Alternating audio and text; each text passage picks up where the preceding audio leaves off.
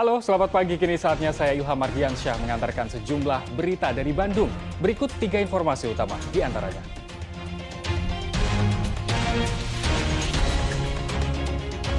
Perempuan yang ditemukan jasadnya di depan pekarangan warga Kamis lalu dibunuh pacar karena dituduh selingkuh.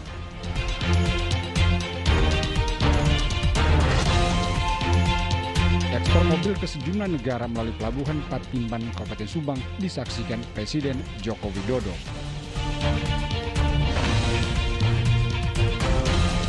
Kami ajak Anda berwisata menikmati keindahan taman bunga di tengah kebun teh Ciater Subang.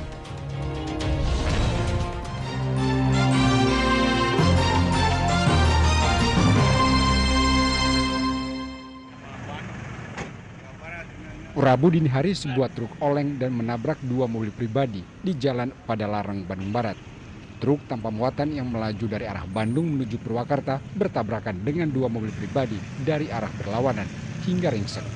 Akibatnya pengemudi dan 2 orang penumpang mobil pribadi dilarikan ke rumah sakit di Padalarang. Diduga truk oleng karena pengemudinya mengantuk. Yang lebih parah mana, Kang? Spandar atau Yang Spandar, yang parah mah yang kehantam sama truk. Yang depannya hantam ini yang Pajero.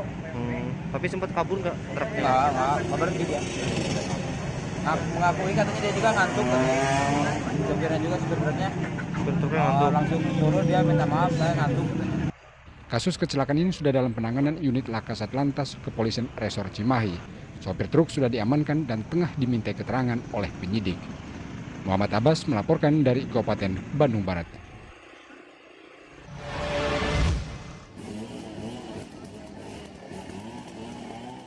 Hujan deras disertai angin kencang yang melanda kota Bandung menumbangkan sebatang pohon di kawasan Taman Sari Selasa sore.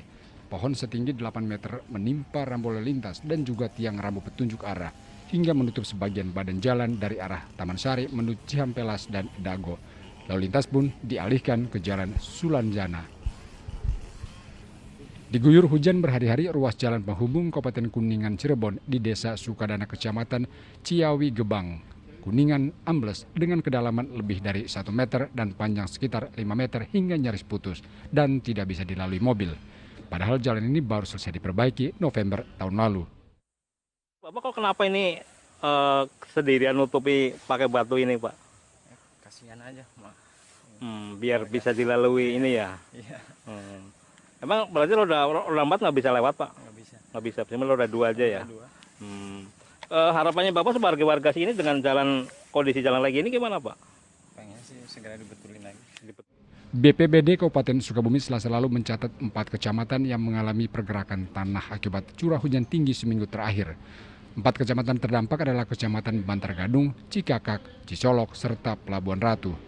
57 rumah rusak berat, 44 rusak sedang, dan 38 rumah rusak ringan. Warga mengaku takut karena pergerakan tanah masih terjadi hingga saat ini. Aja Pak, nggak di dalam rumah Semua sampai ya? pagi dari setengah 1 sampai pagi ya, di luar sama anak-anak nggak tidur, malah sampai sekarang saya belum tidur. Nah Bu, ini kan udah hampir Iya. 3 hari ya, lebih Iya, 3 hari. 3 hari.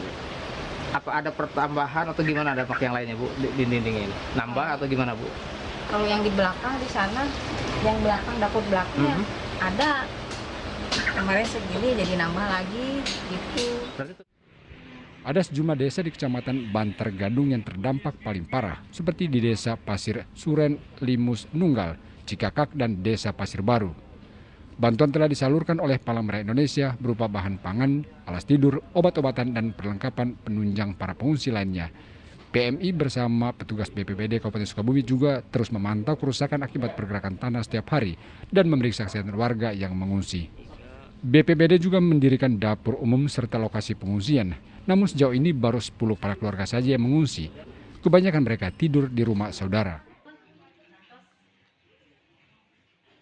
Tim Liputan melaporkan.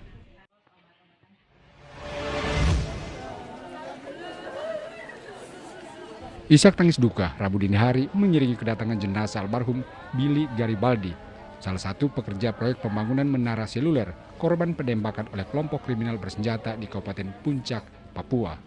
Sesaat tiba di rumah duka Desa Penyadap, Kecamatan Solokan, Jeruk, Kabupaten Bandung, isak tangis keluarga pun pecah sesaat setelah jenazah dikeluarkan dari mobil ambulans dan langsung dibawa ke masjid keluarga untuk disolatkan.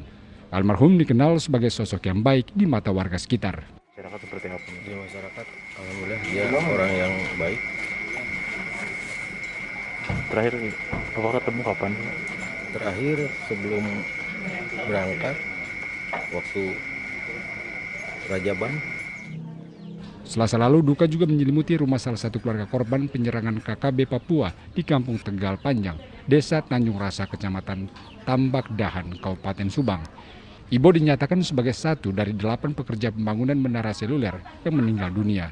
Sebelum kejadian, Ibo sempat menghubungi keluarga dan menyatakan pekerjaannya sudah selesai dan tinggal menunggu helikopter untuk pulang.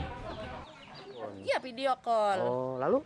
Ya bilang dia katanya mau pulang, kok nggak ngabarin. Iya, nanti hari Rabu pulang, nungguin heli naik dulu ke atas, kan nggak bisa, cuacanya gangguan terus gitu. Sampai ke sini ada yang kasih tahu, saudara sana ada yang nangis terus. Ternyata itu adik kamu di Papua katanya kena serangan gitu. Serangan apa, Pak? Ya serangan KKB gitu. Jadi saya tuh lihat di HP gitu, di YouTube gitu. Tapi saya belum jelas itu, saya belum percaya gitu karena tidak ada alamat, tidak ada nama gitu. Nah, setelah malam Sabtu tuh yang ngirim foto KTP, baru saya jelas. Ibo baru 3 bulan bekerja di Papua. Tawaran pekerjaan itu almarhum ambil karena ingin memperbaiki rumah keluarga yang sudah reot. Muhammad Abbas dan Zainal Arifin melaporkan dari Kabupaten Bandung dan Subang.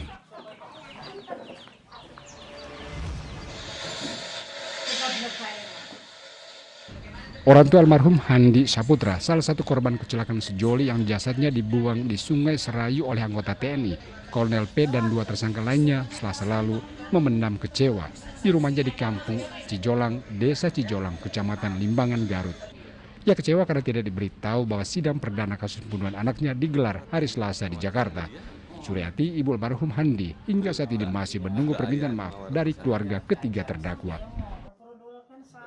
Kan dia dibuang masih hidup, karena mendengar juga itu masih ada pasir di kantung parunya yang paru kiri juga ada pasir yang halus, kan itu yang saya terdengar, itu bikin sakit saya.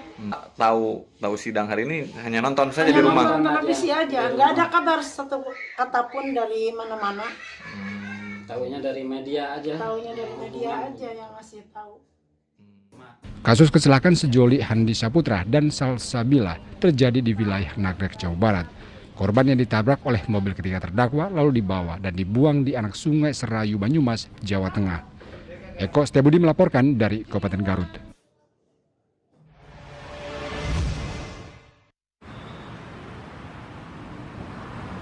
Misteri pembunuhan seorang perempuan yang mayatnya dibuang ke semak-semak di depan pekarangan rumah warga di kawasan Cisaranten, Kulon Arcamanik, Kota Bandung, Kamis 3 Maret lalu akhirnya terkuak. Polisi dari Polsekta Arcamanik dan Polrestabes Bandung menangkap Dono Gonggom dan Dian Permana, tersangka pembunuh Risna Apriliandini. Menurut polisi, salah satu tersangka, Dono Gonggom, yang juga adalah pacar korban, nekat membunuh karena cemburu dan menganggap korban telah berselingkuh. Ia juga dibantu temannya Dian Permana untuk membuang jasad korban dengan sepeda motor di Cisaranten, Kulon Arcamanik. Sampai di hotel Launa tersebut, mereka minuman keras, mabuk, menurut keterangan tersangka, korban tertidur, ketika tertidur, korban dicekik oleh. Tersangka Dono telah menjalin hubungan asmara dengan korban selama 2 bulan, namun mengenalnya sudah 3 tahun lalu. Sebelum kejadian, Dono sempat cekcok dengan korban yang ia tuduh selingkuh. Ia lalu mengajak korban ke hotel. Namun bukannya menyelesaikan masalah, tersangka malah mencekik korban dalam kamar hotel menggunakan ikat pinggang hingga korban tewas. Burunya gimana, bisa dijelaskan? Kenal di mana sama korban? Di dalam. Yakin. Sudah berapa lama hubungan dengan korban? 2 tahun. Menyesal nggak, saudara? Korbannya gimana? Kamis 3 Maret lalu, warga Kecamatan Arcamani, Kota Bandung digegerkan dengan penemuan sosok mayat wanita di pekarangan rumah warga. Akibat perbuatannya, kedua tersangka dijerat pasal tentang pembunuhan berencana dengan ancaman hukuman seumur hidup. Muhammad Rizal melaporkan dari Kota Bandung.